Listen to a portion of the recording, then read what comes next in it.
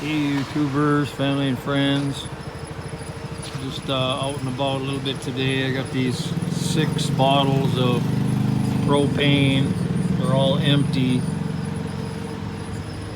I'm gonna take those and go to the supplier and get them filled up. We used to sell it at the store, but now we've decided stop doing that, so we're just only going to have it for our own supply. So it's a nice sunny day, making some good electric power from the solar panels today, doing good. So we got to go to Columba, which is I don't know, 30 kilometers from here. I've been reconditioning the pool last couple days because it started to get green from a bunch of weather conditions that we got. That's rare. The pool turns green twice a year, 3 times a year at the most, because once in a while you get some weather conditions that all kinds of dirty shit will come into the pool, or neighbors burning plastic and garbage that'll clog the pool and make the algae grow quicker, or who knows. But you have to deal with that all the time when you have a pool. But it's October, it's October 18 today, and it's still making some pretty good, like probably 50, 30 to 50, depending on how the cloud cover. When the clouds cover the sun, you kind of get screwed. So what, hon? Why are you holding like that? Because this means punching.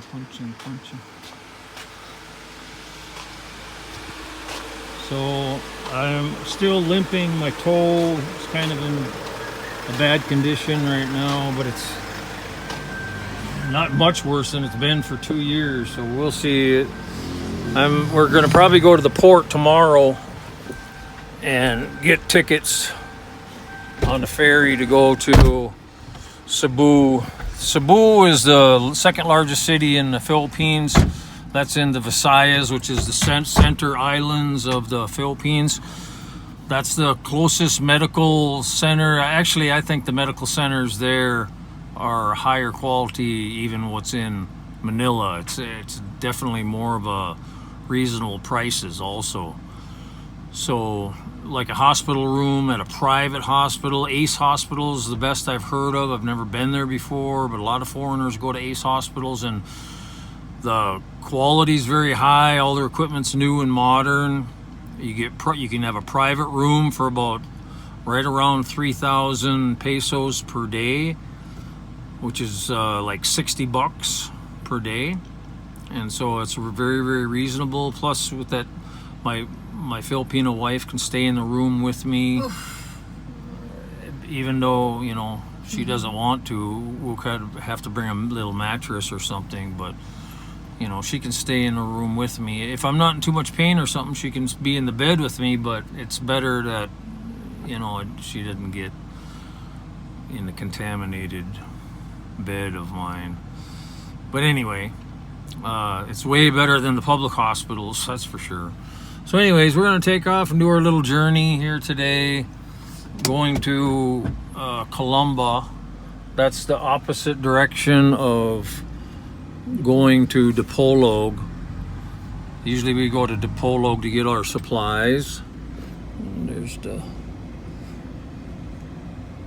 the homestead.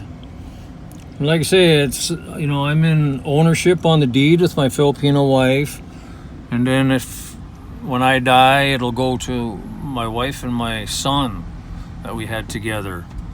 So for you foreigners wondering about that. And also you guys got to realize too that your rights in the Philippines concerning almost everything is different.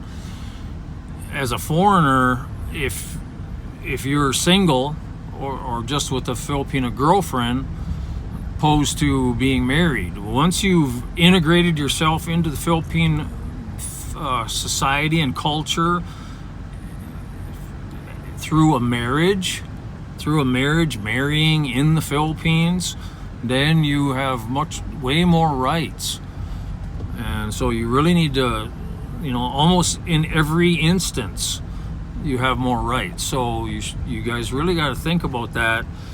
Don't believe a lot of this stuff. And even with Social Security now, because I'm from the U.S., so even when I start drawing Social Security, now I have a Filipino child, right? Half Filipino, half U.S.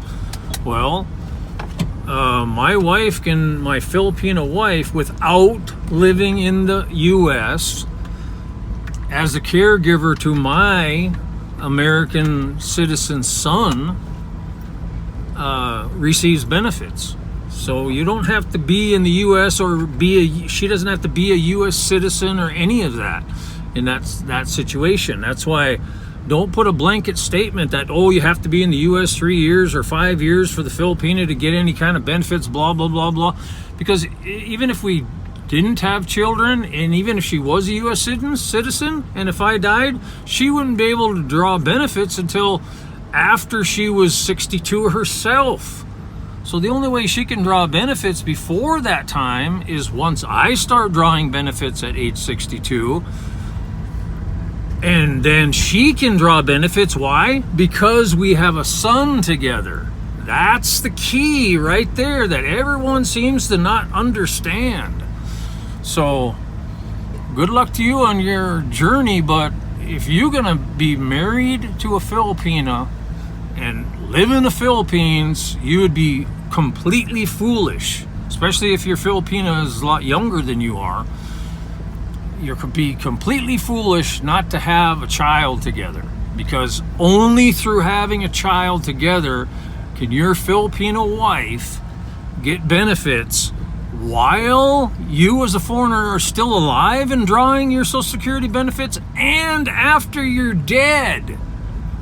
Those benefits still keep continuing to come for your child and your caregiver Filipino wife. So you guys got to really keep that in mind. It's way different than what you think. And the biggest benefit in the earth, as far as I'm concerned, is that benefit to your Filipino wife on Social Security. If you guys marry in the Philippines. Well, I got a road construction here.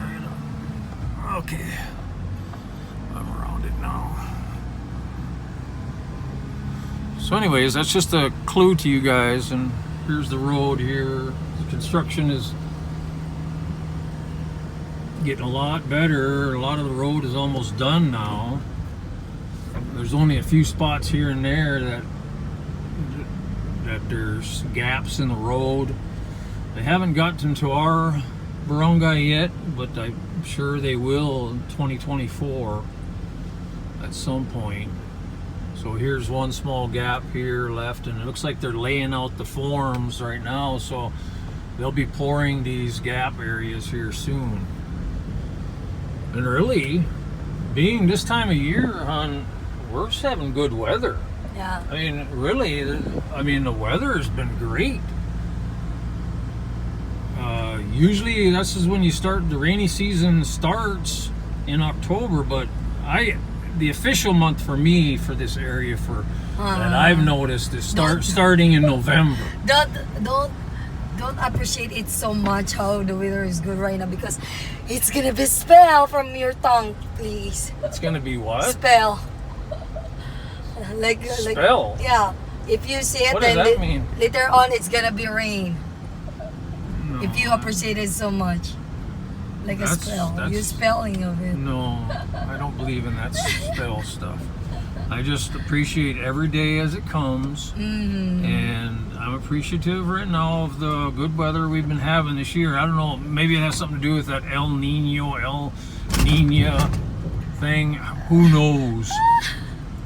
It could be. I don't know. I don't put much faith in that either. All I know is that usually from August through October, the rain starts to get in a higher amount. But this year, it hasn't happened. We've had mostly nice sunny days. And it's pretty amazing. I love it because, you know, the rainy season just tears me up. From the 2020 and 2021 and even last rainy season, it was terrible. Absolutely terrible. The rainy season lasts months and months on end. You don't even see the sun. It's rare to see the sun.